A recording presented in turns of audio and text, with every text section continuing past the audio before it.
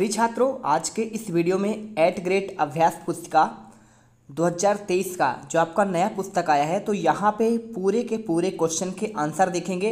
देख सकते हैं आपका ये बुक है और इस बुक के अंतर्गत देखिए आपके इतने पाठ हैं।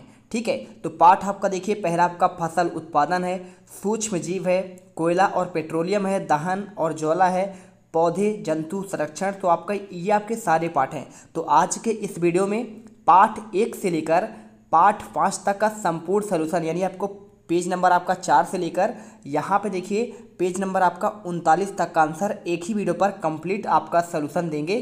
तो चलिए इस वीडियो को शुरू करते हैं। अध्याय पहला है फसल उत्पादन एवं प्रबंध। तो देखिए यहाँ पे इस आपके पाठ के सभी 8th ग्रेड अभ्यास पुस्तिका के आंसर देखेंगे। देखिए सबसे पहले आपका यहाँ पे ये दिया गया है, तो आप इसमें देखेंगे पेज नंबर 4 पे, तो आपको लिखा है, देखिए आपको यहाँ पे कृषि में उपयोग में आने वाले उपकरणों को छाट कर लिखना है।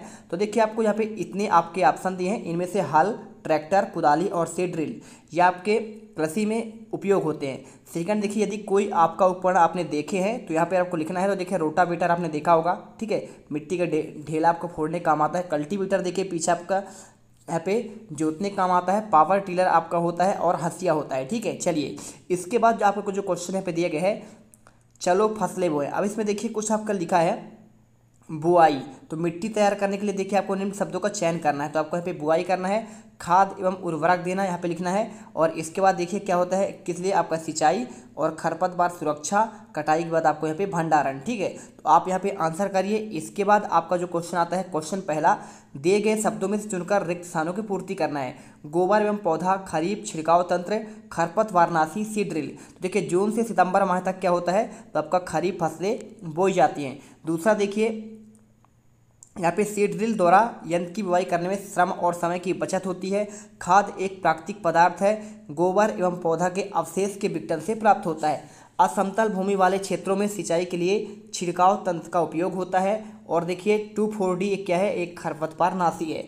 इसके बाद आपका देखिए क्वेश्चन दूसरा आता है सही विकल्प वाले क्वेश्चन। तो निम्नलिखित में कार्य से आपके मिट्टी के पोषक तत्व नहीं होते हैं। तो आपको देखिए यहाँ पे कटाई करना है, इसमें आपको कोई पोषक तत्व नहीं होगा। इसके बाद क्वेश्चन देखिए दूसरा, पहेली जल की कमी क्षेत्र में रहती है, सिंचाई के लिए किस विधि का उपयोग करें। तो आपको यहाँ पे ड्रिप तंत्र आपको आंसर करना है। इसके बाद तीसरा क्वेश्चन दिया है, निम्न में से फसल का युग्म सही है। देखिए धान और मक्का बिल्कुल आपका देखिए यहाँ पे खरीफ, आपका खरीफ की फसल कहलाता है। तो आपका देखिए रबी की फसल की बात करें तो रबी देखिए कब हो जाता है, आपका अक्टूबर नवंबर से, और मार्च अप्रैल में काटी जाती है, यानी आपका गेहूं और चना हो जाएगा। बाकी धान मक्का तो आपका देखिए बरसात के सीजन के हैं। और इसके बाद क्वेश्चन देखिए आपका आता है चौथा नंबर, काटी गई फसल से बीजों का दाना या भूसों को अलग करने की क्रिया मशीन द्वारा होता है। तो आपका देखिए आंसर जो है इसमें कंबाइन करना है। पांचवा, खरपतवार हटाने की क्रिया क्या कहलाता है, तो आपको यहाँ पे निराई करना है।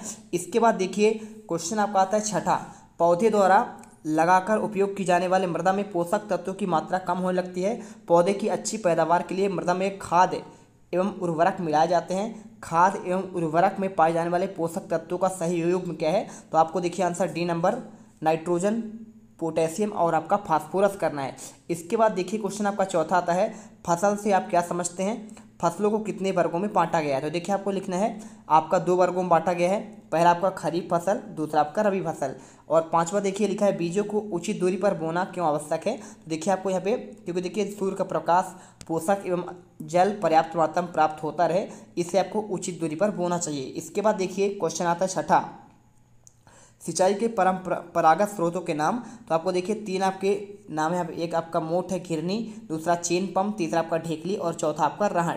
इसके बाद देखिए सातवां, पशुपालन किसे कहते हैं। तो आर्थिक दृष्टि से उपयोगी पशुओं का पालन पोषण पशुपालन कहलाता है और यह बड़े पैमाने पर किया जाता है। इसके बाद देखिए क्वेश्चन आपका 8वां आता है लघुत्तरीय क्वेश्चन, फसल में बोने से पूर्व आप स्वस्थ बीजों का चयन किस प्रकार करेंगे। तो देखिए पहला लिख दीजिए इसमें, स्वस्थ बीज चमकदार हो, ठीक है, और दूसरा बीज का वजन भारी हो और बीज किसी प्रकार का क्षतिग्रस्त नहीं होना चाहिए, यानी टूटा फूटा आपका कोई होता है ना, बीच में से आपका यहाँ पे फूट जाता है, तो आपको वैसा ना हो। इसके बाद फसल के भंडारण से पूर्व फसल को धूप में क्यों सुखाना आवश्यक है। तो देखिए आपको यहाँ पे लिख देना है कि भाई साहब, जिससे उसके नमी की मात्रा कमी आ जाती है और उनके कीट नाशक जीवाणु कवक से सुरक्षा हो जाती है, जिससे परिणाम स्वरूप लंबे समय तक संग्रहित करके रखा जाता है। क्वेश्चन आपका 10वां लिखा है, जैविक खाद उर्वरक की अपेक्षा अच्छी मान जाती है, क्यों? तो देखिए इसमें मिट्टी की जलधारण क्षमता आपका अधिक होता है और मिट्टी का गठन सुधार होता है, जीवाणुओं की संख्या में वृद्धि होती है और भुरभुरी और सरंध हो जाते हैं, जिसके कारण गैस विनिमय सरलता से होता है। क्वेश्चन देखिए 11वां, खरपतवार से आप क्या समझते हैं? ये फसलों में किस प्रकार का हानि पहुंचाते हैं? तो देखिए इसका आंसर आपको यहाँ पे दिया गया है, आप अच्छे से यहाँ पे स्क्रीनशॉट कर लीजिए। क्वेश्चन देखिए इसके बाद आपका 12वां आता है दीर्घोत्तरी, मिट्टी की उर्वरता बढ़ाने के लिए किसान कौन कौन से तरीके का उपयोग करता है, विस्तार पूर्वक वर्णन करना है। तो आप यहाँ पे बहुत ही बेहतरीन तरीके से देखिए आंसर आपको दे रहे हैं, इसका पूरा स्क्रीनशॉट कर लीजिए और या फिर वीडियो को रोककर अच्छे से लिख लीजिए। ठीक है, चलिए इसके बाद आपका जो क्वेश्चन यहाँ पे देखिए 13वां है, निम्न पर टिप्पणी लिखना है। तो पहला आपका हाल लिखा है, तो हाल का उपयोग देखिए जुताई, खाद मिलाने और खरपतवार निकालने में मिट्टी खुरचने के लिए किया जाता है। ठीक है ना, यानी जुताई के लिए। कुदाली क्या है? तो भाई साहब कुदाली तो आपका क्या है, खरपतवार निकालने, आपका जो चारा हो गया कुछ भी इसमें आपका रहता है, पोला करने के लिए आपका, जब आप देखिए आलू की फसल लगाते हैं, कुछ भी लगाते हैं, तो यहाँ पे तो आप क्या करते हैं, मिट्टी को पहले क्या है थोड़ा सा भुरभुरा बनाना पड़ता है। ठीक है, तो आपके डीले को फोड़ना पड़ता है, उसे कुदाली। कल्टीवेटर क्या है? कल्टीवेटर कृषि का उपकरण है, इसके माध्यम से जुताई करने में किया जाता है। सीड ड्रिल क्या है? देखिए सीड ड्रिल है एक कृषि उपकरण है जो फसलों के लिए देखिए यहाँ पे बीज की बुवाई की जाती है, यानी उसमें दाने डाल जाते हैं और उचित दूरी पर क्या है यहाँ पे लगता जाता है। इसके बाद देखिए क्वेश्चन आपका यहाँ पे प्रोजेक्ट कार्य लिखा है, तो प्रोजेक्ट आपका पहला लिखा गया है, देखिए यहाँ पे 24 घंटा होने वाला परिवर्तन अंकुरित होता है, 2 दिन में क्या होगा, अंकुरण का बढ़ना स्टार्ट हो जाएगा, 5 दिन में मूंग का छोटा पौधा बनेगा और 10 दिन में मूंग का बड़ा पौधा बन जाएगा। इसके बाद देखिए यहाँ पे आपका ये बीजों के अंकुरण के विभिन्न आपके अवलोकन क्रिया, तो आप यहाँ पे इसी प्रकार से देखिए चित्र और आपको यहाँ पे लिख देना है अंकुरण, अंकुरित पौधा और मूंग का पौधा, चित्र बनाना है। ठीक है, और इसके बाद देखिए यहाँ पे प्रोजेक्ट आपका दूसरा है किसी खेत पौधशाला नर्सरी के बारे में, तो आपको यहाँ पे बीजों का चयन का महत्व, ये आपके सभी आंसर लिखे हैं, आप इसी प्रकार से पूरा भर दीजिए। और ये आपका 1 नंबर, तो 1 नंबर को भी आपको यहाँ पे लिख देना है कल्टीवेटर, और देखिए यहाँ पे सीड ड्रिल है और ड्रिप तंत्र विधि, सिंचाई की आपका विधि पूछा गया तो छिड़काव तंत्र विधि और ड्रिप तंत्र विधि। और इसके बाद देखिए यहाँ पे तीसरा लिखा है, कुछ पौधे जो रोपित करने से पूर्व पौधशाला में उगाया जाता है, तो पौधों को खरपतवार से बचाने के लिए पौधशाला में उगाते हैं। चौथा, फसल के साथ कुछ पौधे प्राकृतिक रूप से उगाते हैं, ये पौधे फसल के लिए हानिकारक हैं। इसके बाद देखिए प्राकृतिक रूप से उग जाने वाले पौधे फसल की दृष्टि से हानिकारक हैं। और फसलों का भंडारण की विधि देखिए, भंडारण आपका रखने के लिए तो सुखाना और छानना। इसके बाद देखिए आपका यहाँ पे आता है अध्याय 2, सूक्ष्म जीव मित्र एवं शत्रु। तो चलिए एट ग्रेड अभ्यास पुस्तिका के अंतर्गत इनके आंसर देखते हैं। तो यहाँ पे देखिए आपको यहाँ पे इस प्रकार से भरना है, इसमें हाँ हाँ और एक साइड सफ़ेद सफ़ेद हरी, और यहाँ पे आपको ये क्या है, तो सूक्ष्म जीव हैं, इन्हें हम आँखों से नहीं देख सकते हैं। इसके बाद देखिए यहाँ पे निम्न बाक्स को भरना है, यहाँ पे जीवाणु भर दीजिएगा, शैवाल, कवक और प्रोटोजोआ। यहाँ पूछा गया था कि इनमें से देखिए सूक्ष्म जीव कौन से हैं, तो आपको लिख देना है। इसके बाद बाक्स में देखिए यहाँ पे जो आपके शेष रह गए उसमें तो पैरामीशियम रह गया, यीस्ट, स्ट्रेप्टोमाइसिन, और देखिए आपको यहाँ पे ये विषाणु और वायरस कहलाते हैं। इसके बाद देखिए आपका जो नेक्स्ट क्वेश्चन आपका यहाँ पे आता है, क्वेश्चन पहला लिखा है, क्वेश्चन में रिक्त स्थान भरना है, आपका इतना ऑप्शन दिया गया है। जुकाम, फ्लू और खांसी अधिकतर क्या है, विषाणु द्वारा होते हैं। दूध का पाश्चुरीकरण करने में 70 डिग्री ताप पर 15 से 30 डिग्री सेकंड के लिए आपको गर्म करना पड़ता है। 15 से 30 सेकंड तक गर्म कर दीजिए 70 डिग्री पर, तभी आपका दूध क्या होगा, पाश्चुरीकृत हो जाएगा, बहुत दिन तक इसे आप रख सकते हैं। तीसरा, यीस्ट तीव्रता चयन करने में शोषण आपका CO2 उत्पादित करते हैं। सूक्ष्म जीवों को मुख्यतः जीवाणु, कवक, प्रोटोजोआ और शैवाल वर्ग में बांटा गया है। डेंगू वायरस के वाहक आपका जो है मादा एडीज है। इसके बाद देखिए आपका जो यहाँ पे आता है क्वेश्चन दूसरा, एक बर्तन में मैदा, थोड़ा सा चीनी, चुटकी यीस्ट मिलाकर गूंथ लें और 2 घंटे पश्चात यीस्ट के जनन और शोषण के कारण क्या देखिए आटा आपका फूल जाएगा। ठीक है, तो जब भी आपका देखिए बेकिंग सोडा जब मिला के उसमें यीस्ट मिला देंगे तो यहाँ पे आपका वो क्या है, यहाँ पे फूल जाता है। दूसरा क्वेश्चन, एड्स किसी संक्रमित व्यक्ति से दूसरे व्यक्ति में किसके जरिए फैलता है, तो आपको लिखना है पीड़ित के द्वारा, रक्तदान के द्वारा। इसके बाद देखिए जेली, जैम और स्क्वैश का परीक्षण है, तो आपको यहाँ पे जो आंसर है देखिए यहाँ पे लिख देना है चीनी के द्वारा।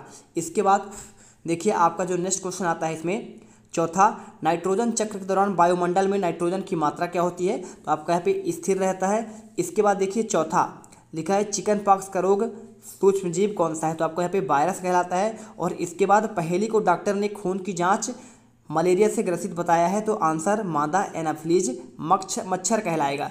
इसके बाद देखिए यहाँ पे आता है तीसरा क्वेश्चन, जंतु तथा पौधों में सूक्ष्मजीवों द्वारा होने वाले दो दो आपके रोगों के नाम। तो देखिए आपको लिख देना हैजा जीवाणु द्वारा, खसरा वायरस द्वारा, नींबू कैंकर जीवाणु द्वारा और गेहूं का रस्ट कवक के द्वारा। इसके बाद देखिए पौधे चित्र में दिए गए सूक्ष्मजीव का नाम क्या है, तो आपको यहाँ पे देखिए इसका नाम आपका अमीबा है। इसके बाद क्वेश्चन आता है आपका, देखिए यह सूक्ष्मजीव किस वर्ग में आता है, तो यह सूक्ष्मजीव प्रोटोजोआ वर्ग में आता है। इसके बाद देखिए यहाँ पे क्वेश्चन आता है तीसरा, इस वर्ग द्वारा होने वाले किसी रोग का नाम। तो आपको देखिए अतिसार और मलेरिया इस वर्ग में होने वाले आपके रोग हैं। और क्वेश्चन पांचवा देखिए पहली में यहाँ पे आपका ये क्वेश्चन दिया गया है, इसका आंसर देखिए आपको पूरा आपको ये लिख देना है। ठीक है, चलिए इसके बाद देखते हैं यहाँ पे आपको जो क्वेश्चन आता है, प्रतिजैविक से क्या समझते हैं, समान रूप से उपयोग होने वाले कोई आपको दो प्रतिजैविक के नाम लिखना है। तो आपको देखिए यहाँ पे प्रतिजैविक के नाम आपका स्ट्रेप्टोमाइसिन हो जाएगा और आपका टेट्रोसाइक्लिन। ठीक है, चलिए क्वेश्चन देखिए सातवां आपका लिखा है, इसका आंसर आपको यहाँ पे ये मिल जाएगा, आपका किसी रोग में संक्रमित व्यक्ति से स्वस्थ व्यक्ति में रोग का संचरण वायु, जल और भोजन द्वारा होता है और यह संचरणीय रोग कहलाते हैं।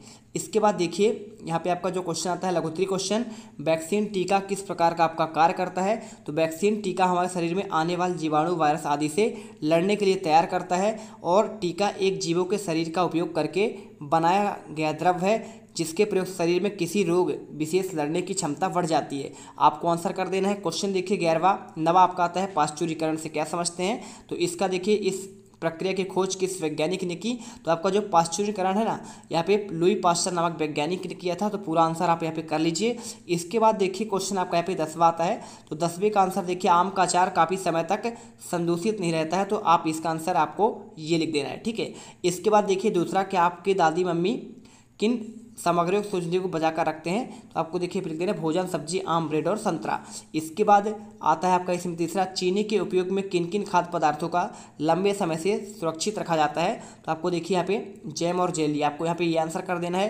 क्वेश्चन 11 देखिए, हमें बिना ढके भोजन क्यों नहीं खाने से क्यों बचना चाहिए। तो इसका आंसर देखिए आपको यहाँ पे ये मिल जाएगा।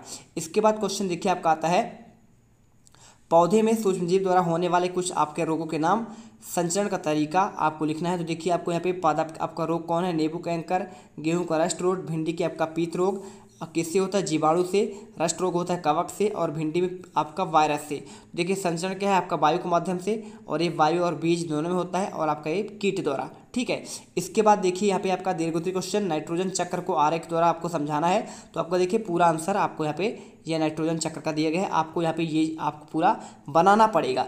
इसके बाद आपका देखिए क्वेश्चन 14 में आपको यहाँ पे कुछ आपके समान रोग हैं, रोगजनक सूक्ष्मजीव हैं और बचाव होने वाले आपको तालिका बनाना है। देखिए आपको यहाँ पे लिखा गया है ना सभी 6 रोग। देखिए यहाँ पे मनुष्य में सूक्ष्मजीव होने वाले समान रोग, खसरा, चिकनपॉक्स, पोलियो, हैजा, टाइफाइड। तो देखिए यहाँ पे आपका 6 रोग जीवाणु से होता है, खसरा आपका वायरस से होता है, चिकनपॉक्स आपका वायरस से होता है, पोलियो आपका वायरस से, हैजा आपका देखिए यहाँ पे जीवाणु के द्वारा और टाइफाइड भी आपका यहाँ पे जीवाणु के द्वारा होता है। तो आपको संचरण का तरीका भी है और बचाव के आपके उपाय भी बताया गया है। तो आप इसे सभी लिख लीजिएगा इसी प्रकार से। इसके बाद देखिए आपका यहाँ पे प्रोजेक्ट कार्य दिया गया है। तो प्रोजेक्ट कार्य का आंसर, पहले का आंसर देख लीजिए, आपको यहाँ पे आंसर ये लिख देना है। इसके बाद आपका दूसरे का आंसर देखिए, आपको यहाँ पे ये लिख देना है। ठीक है, चलिए इसके बाद अगर मैं आंसर की बात करूँ तो आपको तीसरे का आंसर आपको यहाँ पे ये मिल जाएगा, सामग्री में अपघटन का क्या कारण है। और चौथा, जिस गमले में सामग्री का अपघटन नहीं हुआ है उसका क्या कारण हो सकता है। तो आंसर आप ये लिख दीजिए। पांचवे का आंसर आपको यहाँ पे ये पूरा आपको लिख देना है। और इसके बाद जो है यहाँ पे अध्याय देखिए आपका यहाँ पे प्रोजेक्ट आता है एक, तो प्रोजेक्ट के आपका आंसर भी यहाँ पे कर देना है। डिब्बा बंद पैकेट और भोज्य पदार्थों का उपयोग करते हुए आपको पैकेट का यहाँ पे अवलोकन करना है। देखिए आपने क्या क्या खरीदा, तेल, आटा, मैगी, चिप्स और दाल। तो आपका पैकेट का दिनांक करना है, आपका समाप्ति का दिनांक, भोज्य पदार्थ में क्या आपका पाया जाता है, प्रोटीन पाया जाता है और एंटीऑक्सीडेंट है। तो आपको सभी आंसर आपको यहाँ पे इसी प्रकार से लिखना है। इसके बाद देखिए यहाँ पे आपका 1 नंबर में आपको लिखा है, तो आप इसका भी आंसर कर लीजिए। और इसके बाद आपको यहाँ पे ये आपका दूसरा और तीसरे का भी आंसर आपको ये दिया गया है। ठीक है, चलिए इसके बाद आपका देखिए यहाँ पे अध्याय आपका तीसरा आता है, कोयला और पेट्रोलियम। तो कोयला और पेट्रोलियम के अंतर्गत 8 ग्रेड अभ्यास पुस्तिका। चलिए सभी क्वेश्चन के आंसर देखते हैं। तो यहाँ पे देखिए आपको भर देना है इसी प्रकार से, सूर्य का प्रकाश, कोयला, पेट्रोल और डीजल, मोमबत्ती, ट्यूबलाइट, टार्च और लालटेन। ठीक है, चलिए भर लीजिए। इसके बाद आपका जो है यहाँ पे क्वेश्चन आपका ये दिया है भरने के लिए। तो इसमें आपके इतने ऑप्शन दिए हैं, तो ये आपको कहाँ कहाँ उपयोग किए जाते हैं देख लीजिए। ईंधन, coke, coal tar, coal gas, petrol, diesel, CNG, LPG और आपका इनके उपयोग कहाँ कहाँ आते हैं, आपका ये पूरा आपका लिखा गया है। ठीक है, तो आप इसे कर लीजिए। इसके बाद जो आपका क्वेश्चन आता है पहला, ये दिया गया है, दिए गए शब्दों में आपको रिक्त स्थान की पूर्ति करना है। तो आपका इतना आपको ऑप्शन दिया गया है, इसमें भरना है। जीवाश्म ईंधन का निर्माण सजीव प्राणियों में मृत अवशेषों से होता है। नेप्थलीन की गोलियां कोल तार से प्राप्त की जाती है। और पक्की सड़कों के निर्माण में पेट्रोलियम जगह बिटुमेन का प्रयोग करते हैं। और वाहनों में ईंधन के रूप में सीएनजी कंप्रेस्ड नेचुरल गैस का उपयोग किया जाता है और संपीड़ित प्राकृतिक गैस भी कहते हैं इसको। और एलपीजी का पूरा नाम क्या है, द्रवित पेट्रोलियम गैस, यानी आपका लिक्विड पेट्रोलियम गैस बोलते हैं इसको। क्वेश्चन दूसरा लिखा है, सही विकल्प आपको यहाँ पे निशान लगाना है। तो समाप्त होने वाले प्राकृतिक संसाधन क्या होते हैं, सीमित मात्रा में होते हैं। और वाहनों के लिए सबसे कम प्रदूषक ईंधन है, तो आपको यहाँ पे देखिए सीएनजी आपको लिख देना है। और इसके बाद सही कथन का आपको चयन करना है, तो आंसर यहाँ पे आपका तीसरा आता है। और इसके बाद देखिए यहाँ पे आपका चौथा अक्षय प्राकृतिक संसाधन है, तो आपको यहाँ पे सूर्य का प्रकाश करना है।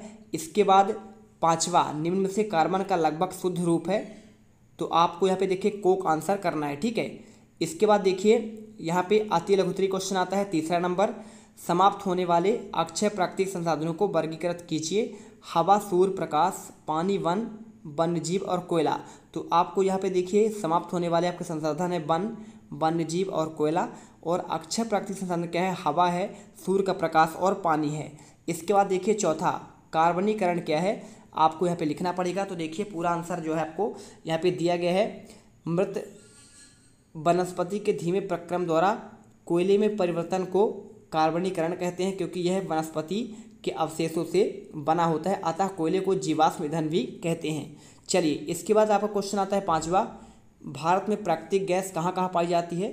तो आपको देखिए यहाँ पे लिखे, आपका जगह लिखा है त्रिपुरा, राजस्थान, महाराष्ट्र, कृष्णा, गोदावरी डेल्टा में पाई जाती है। इसके बाद क्वेश्चन नंबर 6, कोयले के प्रक्रमण के द्वारा प्राप्त उत्पादों के नाम। तो देखिए आपको यहाँ पे कोक आपको मिलता है, कोलतार मिलता है और कोयला गैस आदि प्राप्त होते हैं। इसके बाद क्वेश्चन देखिए सातवां लिखा है, जीवाश्म ईंधन किसे कहते हैं। तो इसका पूरा आंसर देखिए आपको यहाँ पे ये मिल जाएगा। और इसके बाद क्वेश्चन आपका लघुत्तरीय है आठवां, देखिए हमारे दैनिक जीवन में प्राकृतिक गैस का महत्व क्या है, तो आप यहाँ पे इसका आंसर देख लीजिए। और इसके बाद क्वेश्चन आपका देखिए 9वां नंबर आता है, जीवाश्म ईंधन की आवश्यकता उपलब्धता लंबे समय तक किस प्रकार रखा जाता है, तो ये पूरा आंसर आपको मिल जाएगा। और इसके बाद क्वेश्चन आपका 10वां आता है, पेट्रोलियम के आपके विभिन्न संगठकों के नाम। तो आप यहाँ पे संगठक के आपके यहाँ पे नाम लिख देना है। और क्वेश्चन आपका देखिए यहाँ पे 11वां आता है, पेट्रोलियम और प्राकृतिक गैसों के भंडार को दर्शाने वाला आपको यहाँ पे एक चित्र बनाना है। तो आपको देखिए पूरा आपको यहाँ पे चित्र आपको ये बना हुआ है, पूरा आपको इसी प्रकार से चित्र बनाना पड़ेगा। इसके बाद आपका दीर्घोत्तरीय क्वेश्चन आता है, देख लीजिए यहाँ पे आपको पेट्रोलियम संरक्षण अनुसंधान के बारे में आपको लिखना है। तो आप यहाँ पे देखिए पूरा आंसर आपको यहाँ पे इसी प्रकार करना है, तो आप यहाँ पे आंसर कर लीजिए। ठीक है, चलिए इसके बाद आपका जो क्वेश्चन आता है प्रोजेक्ट कार आता है। तो प्रोजेक्ट कार का आंसर भी आपको यहाँ पे पूरे आपको माह लिखना है दिसंबर तक का, और उनकी खपत ऊर्जा और आपका व्यय राशि। ठीक है, क्योंकि यहाँ पे बोला गया है जनवरी से दिसंबर तक का आपका जितना आपका बिजली बिल आता है उन्हीं का आपको यहाँ पे आंसर करना है। इसके बाद देखिए आपको किस माह में बिजली के उत्पादन बिल राशि कमी आई थी, तो आपको यहाँ पे ये आंसर देना है। और किस माह में बिजली का आपका व्यय अधिक है, तो आपका देखिए यहाँ पे ये लिख देना आंसर, पूरे आंसर कर लीजिए। तीसरा है यहाँ पे, और ये आपका चौथा और आपका ये पांचवा। ठीक है, चलिए इसके बाद आपका जो क्वेश्चन आता है प्रोजेक्ट कार दूसरा आता है। तो इसके आधार पर आपको देखिए तीन नारे और आपको तीन पोस्टर बनाना है। देखिए नारे क्या है, साइकिल चलाओ और ईंधन बचाओ। और आपका ये पोस्टर देखिए साइकिल के बारे में आपको यहाँ पे देना है, खुशहाली के लिए एक ही चाबी, ईंधन की ना हो बर्बादी। तो आपको देखिए आपको यहाँ पे ये करना पड़ेगा। और जन जन तक संदेश पहुँचाना है, डीजल पेट्रोल गैस बचाना है। तो आपको यहाँ पे ये आंसर मिलेगा, है ना। और इसके बाद देखिए यहाँ पे कंप्लीट होता है अध्याय 4 दहन एवं ज्वाला। तो 8th ग्रेड अभ्यास पुस्तक के अंतर्गत सभी क्वेश्चन के चलिए आंसर देखते हैं। सबसे पहले अगर हम बात करें तो आपका यहाँ पे सबसे पहले आता है देखिए प्रश्न 1 आता है, रिक्त स्थान भरना है। देखिए दहन के लिए क्या है आपका O2 आवश्यकता है। दूसरे नंबर पर देखिए उष्मीय ईंधन का आपका देखिए किलो जूल प्रति किलोग्राम प्रस्तुत करते हैं। वह न्यूनतम ताप जिस पर कोई पदार्थ जलने लगता है ज्वलन ताप कहलाता है। और सबसे अच्छा अग्निशामक CO2 होता है। ठीक है, चलिए इसके बाद आपका जो क्वेश्चन आता है, तो देखिए यहाँ पे आपके जो आगे के आंसर 5वें का आंसर आपको यहाँ पे कार्बन मोनोऑक्साइड करना है। इसके बाद दूसरा सही विकल्प वाले क्वेश्चन आते हैं। इसमें आपको देखिए यहाँ पे आपका जो क्वेश्चन है इसका आपको यहाँ पे ये चित्र बनाना पड़ेगा। और इसके बाद आपका किस प्रणाली में सबसे आपका पानी पहले उबलेगा, तो आंसर परखनली आ करना है। और इसके बाद देखिए दूसरा क्वेश्चन, किसका ज्वलनताप अधिक होगा, तो सूखी घास करना है। तीसरा, वायु में गैस अत्यधिक मात्रा में विश्व उष्णन ग्लोबल वार्मिंग का कारण है, तो आपको CO2 यानी कार्बन डाइऑक्साइड करना है। और चौथा, विद्युत उपकरण पेट्रोल जैसे ज्वलनशील पदार्थों में लगी आग को नियंत्रित किया जाता है, तो कार्बन डाइऑक्साइड, यहाँ पे आंसर करिए। और पांचवा लिखा है, कौन सा पदार्थ कमरे के ताप पर वायु जल में उठता है, तो आंसर आपका यहाँ पे फास्फोरस हो जाएगा। इसके बाद देखिए क्वेश्चन आपका आता है अति लघुत्तरीय क्वेश्चन, दहन क्या है, तो इसका आंसर देखिए पूरा आपको लिखा है, वह प्रक्रम जिसके द्वारा ऑक्सीजन से अपक्रिया कर उष्मा देता है दहन कहलाता है, तो आप कर लीजिएगा यहाँ पे, ठीक है। और इसके बाद देखिए दहन के लिए आवश्यक परिस्थिति क्या है, तो आपका इसका आंसर देखिए यहाँ पे ऑक्सीजन, ज्वलनताप और आपका दहनशील वस्तु आवश्यक है। इसके बाद पांचवा क्वेश्चन देखिए यहाँ पे लिखा है, ज्वलन किसे कहते हैं, गीले कागज और सूखे कागज को जलाना आसान होगा क्यों, तो आपको यहाँ पे देखिए पूरा आंसर ये आपका लिखा गया है, आप इसका स्क्रीनशॉट कर लीजिए, ठीक है। चलिए इसके बाद क्वेश्चन आपका 6 आता है, उष्मीमान किसे कहते हैं, और यहाँ पे आपको पूरा मात्रा का देखिए आपको प्रदर्शित करना है, तो आप यहाँ पे लिख दीजिएगा। 7वां क्वेश्चन देखिए यहाँ पे, बंद कमरे में कोयला और सिगड़ी जलाकर सोना खतरनाक क्यों होता है, तो आपको यहाँ पे देखिए कार्बन मोनोऑक्साइड गैस देता है और यह अत्यंत विषैला होता है, इसलिए आपको यहाँ पे कमरे पर जलाना खतरनाक है। क्वेश्चन 8वां, ईंधन क्या है, आदर्श ईंधन की विशेषता बतलाना है, तो ऐसे पदार्थ जो है ऑक्सीजन की उपस्थिति में जलाने पर आसानी से जलने लगते हैं, यहाँ पे आपका कहलाएगा ईंधन, और इसका आंसर आपको यहाँ पे इसी प्रकार लिखना है। इसके बाद क्वेश्चन देखिए 9 नंबर, दहन के विभिन्न उदाहरण क्या आपको देखिए, तो आपको 3 उदाहरण है, आपको तीनों के नाम यहाँ पे दिए गए हैं। इसके बाद क्वेश्चन 10वां, विद्युत उपकरण आपका देखिए क्वेश्चन 10वां, और इसका आंसर आपको ये मिलेगा। इसके बाद क्वेश्चन देखिए 11वां आपका दिया गया है, ईंधन के रूप में लकड़ी का उपयोग क्यों हानिकारक है, आपको लिखना है, तो आप यहाँ पे आंसर देखिए, ये आपके सारे आंसर हो जाएंगे। इसके बाद क्वेश्चन 12वां देखिए, यहाँ पे क्वेश्चन 12वां है और इसके आंसर ये मिल जाएंगे, ठीक है। चलिए इसके बाद अगर मैं क्वेश्चन देखूँ, क्वेश्चन आपका यहाँ पे अगला देखते हैं, आपका आता है 13वां क्वेश्चन, तो यहाँ पे दहन के लिए आवश्यक क्या क्या है, आपको चित्र के द्वारा बताना है, तो देखिए आपको लिख दीजिए सभी में आपका यहाँ पे ऑक्सीजन तो भाई साहब बहुत ही ज़्यादा आपका आवश्यक है, कर दीजिए, तो आपको यहाँ पे लिख देना है, देखिए पूरा आपका वही आंसर दिया गया है यहाँ पे। और इसके बाद आपका यहाँ तक पूरा आंसर करना है आपको, ठीक है। चलिए इसके बाद क्वेश्चन आपका 14वां आता है, विश्व उष्णन यानी ग्लोबल वार्मिंग के बारे में लिखना है, तो ग्लोबल वार्मिंग के बारे में आपको आंसर यहाँ पे ये मिल जाएगा। और इसके बाद पूरा आंसर आपको यहाँ पे अम्ल वर्षा के बारे में करना है, तो अम्ल वर्षा के बारे में भी आपको आंसर यहाँ पे दिया जा रहा है। प्रोजेक्ट कार्य में देखिए यहाँ पे आपको कुछ क्वेश्चन दिए गए हैं, तो आपको यहाँ पे भर देना है इसी प्रकार से। और इसके बाद दूसरे नंबर का आंसर देखिए आपको यहाँ पे इसी प्रकार भरना है, तो भर दीजिए आप यहाँ पे, ये देखिए सारे के आंसर आपको लिखे गए हैं, आप इसी प्रकार से भरते चलिए, क्योंकि अगर मैं पढ़ूंगा तो टाइम आपका बहुत लगेगा और आप यहाँ पे लिखने के लिए आए हैं, तो आप यहाँ पे लिख लीजिएगा। प्रोजेक्ट कार्य 2 का आंसर देखिए आपको यहाँ पे ये भर देना है, और 1 नंबर का आंसर आपको यहाँ पे ये भरना है, ठीक है। चलिए कर लीजिए। और इसके बाद आपका अध्याय 5वां आता है, पौधे जंतु का संरक्षण, तो अध्याय 5 पौधे एवं जंतुओं का संरक्षण के अंतर्गत 8 ग्रेड का चलिए सभी क्वेश्चन के आंसर देखते हैं। सबसे पहले आपको देखिए यहाँ पे आपका ये दिया गया है, तो आप इन्हें आपको बता निम्नलिखित शब्दों में उचित वाक्य में आपको लिखो और चित्र पूर्ण करो। अब देखिए यहाँ पे आपका जंतु और पौधा कौन से हैं, तो आपको यहाँ पे इसी प्रकार से आपको लिखना पड़ेगा। आपका संकटापन्न कौन से हैं, तो देखिए यहाँ पे सबसे आपका इसी आधार पर आपका क्वेश्चन आता है, ये आपके देखिए इतने आपके रिसर वाले हैं। तो पहला संकटापन्न स्पीसीज का यहाँ पे रेड डाटा के रूप में रिकॉर्ड रहता है, और दूसरे का देखिए यहाँ पे आपको आंसर जैव मंडल आरक्षित क्षेत्र करना है, तीसरे में प्रवासी कर देना है, और चौथे में जैव विविधता के संरक्षण का उद्देश्य आपका राष्ट्रीय उद्यान बनाए जाते हैं। 5वें का आंसर देखिए आपको वनस्पति जात और आपका प्राणी जात यहाँ पे आंसर लिखना है। इसके बाद क्वेश्चन देखिए दूसरा आता है आपका सही विकल्प वाले क्वेश्चन, तो वन उन्मूलन वायुमंडल में किसका आपका स्तर बढ़ता है, तो कार्बन डाइऑक्साइड का। और दूसरे का आंसर देखिए आपको यहाँ पे हो जाएगा सुरक्षित क्षेत्र कौन से हैं, तो आपको जैव मंडल संरक्षित क्षेत्र हो जाएंगे। खेती करने के लिए बड़े विभाग पर साफ कर दिए, तो इस प्रक्रिया को क्या कहते हैं, तो मृदा अपरदन कहते हैं। और इसके बाद देखिए यानी मिट्टी कटाव की बात कर रहा है, यदि वन विलुप्त हो जाए तो क्या होगा, तो आपको यहाँ पे लिखना पड़ेगा वायु CO2 की मात्रा बढ़ जाएगी। और इसके बाद देखिए 5वां, जंतु जिनकी संख्या में एक निर्धारित स्तर में कम होती जा रही है तथा वे विलुप्त हो जाते हैं, तो आपको इनको कहते हैं संकटापन्न जंतु। इसके बाद देखिए अति लघुत्तरीय क्वेश्चन, विशेष क्षेत्रीय स्पीसीज के 2 आपके उदाहरण, तो आपको यहाँ पे देखिए विशाल गिलहरी और आपका उड़ने वाली गिलहरी, यहाँ पे आपका विशेष श्रेणी देती है। और इसके बाद देखिए वन उन्मूलन क्या है, तो इसका आंसर आपको यहाँ पे इसी प्रकार से आपको लिखना है। ठीक है, चलिए इसके बाद सूखा क्यों पड़ता है, तो सूखा क्यों पड़ता है इसका आंसर आपको यहाँ पे ये आपका लिखा है जल चक्र का संतुलन बिगड़ता है, तो यहाँ पे वर्षा के दर में कमी आती है।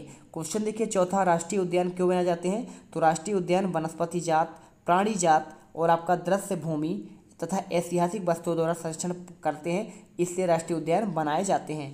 क्वेश्चन देखिए पांचवा, प्रवास से आप क्या समझते हैं, तो इसका पूरा आंसर आपको यहाँ पे ये आपको दिया जा रहा है, ये पूरे आंसर कर लीजिएगा। ठीक है, क्वेश्चन देखिए 6, जैव मंडल आरक्षित क्षेत्र क्यों बनाए जाते हैं और आरक्षित क्षेत्र का नाम, तो लिख लीजिएगा पूरा। देखिए आपका पचमढ़ी आपका हो गया है, यहाँ पे नाम भी लिखा हुआ है। और आपका रेड डाटा पुस्तक क्या है, तो देखिए यहाँ पे संकटापन्न स्पीसीज रिकॉर्ड रखा जाता है, उन्हीं के बारे में आपका पूरा आंसर दिया है, आप इसे लिख लीजिए। क्वेश्चन देखिए 8वां लिखा है वन प्राणी अभ्यारण्य और राष्ट्रीय उद्यान में अंतर स्पष्ट करना है। तो देखिए वन प्राणी अभ्यारण्य के बारे में लिखा है कि भाई साहब ऐसे क्षेत्र जहाँ वन प्राणी सुरक्षित और संरक्षित रहते हैं, और जबकि राष्ट्रीय उद्यान क्या है, देखिए यहाँ पे आपका राष्ट्रीय उद्यान जो है विशाल आरक्षित क्षेत्र कहलाता है, बहुत आपका बड़ा होता है और पर्यावरण के संपूर्ण संकटों का आपका संरक्षण करने में पर्याप्त होता है। देखिए 2 राष्ट्रीय उद्यान के नाम लिखे, सतपुड़ा हो गया, पेंच हो गया, आप बांधवगढ़ का भी नाम सुने होंगे, माधव राष्ट्रीय उद्यान का नाम सुने होंगे, भोपाल में रहते होंगे तो वन विहार राष्ट्रीय उद्यान का नाम सुने होंगे, पन्ना राष्ट्रीय उद्यान का नाम भी सुने होंगे, पेंच राष्ट्रीय उद्यान का नाम सुने होंगे, और इसके साथ आपका संजय गांधी राष्ट्रीय उद्यान भी है। और तो आपके देखिए यहाँ पे 2 ही लिखना था, आप लिख दीजिएगा कागज के पुनः चक्रण पर टिप्पणी, तो आपको यहाँ पे इसका आंसर ये कर देना है। ठीक है, चलिए इसके बाद आपका जो अगला क्वेश्चन होता है वन उन्मूलन से मृदा की उर्वरता पर प्रभाव, तो आपको देखिए यहाँ पे ये पूरा आंसर आपको यहाँ पे इसी प्रकार लिखना है। चलिए इसके बाद आपका अगला क्वेश्चन देखते हैं, वन उन्मूलन से वर्षा पर प्रभाव क्या है, तो इसका आंसर आपको यहाँ पे ये मिल जाएगा। इसके बाद क्वेश्चन 11 का आंसर देखिए ये आपका पूरा लिखा है, छोटे जीव हमारे पर्यावरण के लिए क्यों आवश्यक हैं। और क्वेश्चन देखिए आपका यहाँ पे आपका इस बी नंबर, प्रोजेक्ट टाइगर और बाघ परियोजना क्यों लागू की गई थी, तो देखिए बाघों की संख्या को वृद्धि करने के लिए यहाँ पे बाघ परियोजना लाया गया था, और साथ में लगातार औद्योगिक बढ़ने से वनों का आपका अनवरत कटाई होती है, तो यहाँ पे आपको रिपोर्ट देना है, तो आप यहाँ पे रिपोर्ट दे दीजिए पूरा आंसर। और आपका ये देखिए पूरा यहाँ तक। इसके बाद आपका यहाँ पे प्रोजेक्ट कार्य पहला स्टार्ट होगा, तो देखिए क्षेत्रीय पौधे और आपका क्षेत्रीय जंतु का आपको नाम लिखना है, लिख दीजिएगा। देखिए फर्न, आम, जामुन, साल, सागौन, अर्जुन, कीकर और बबूल। और यहाँ पे आपके जंतु के नाम, तो तेंदुआ, भेड़िया, चीतल, नीलगाय, जंगली कुत्ता, भैंस आदि ये आपके सभी क्षेत्रीय के होते हैं। और इसके अलावा देखिए आपको यहाँ पे ये वाला भरना है तालिका वाह, तो आप यहाँ पे भर दीजिएगा। और इसके बाद प्रोजेक्ट आपका 2 आता है, तो बच्चों की अत्यधिक कटाई पर क्या उत्तरदायी है, तो देखिए आपको देखिए पे लिखा है ना, सूखा, वनों का अग्निकांड आदि कारक उत्तरदायी होते हैं। और इसके बाद वनों कटाई के उन्मूलन के पर्यावरण पर क्या प्रभाव पड़ रहा है, तो आपको यहाँ पे ये आपको आंसर भी आपको यहाँ पे दिया गया है। ठीक है, चलिए इसके बाद देखिए यहाँ पे आपको सभी 5 पार्ट के आंसर यहाँ पे दे दिए गए हैं। मिलते हैं अगले वीडियो पर, पार्ट 6 से लेकर 10 तक का भी आंसर आपको प्रोवाइड कराएंगे।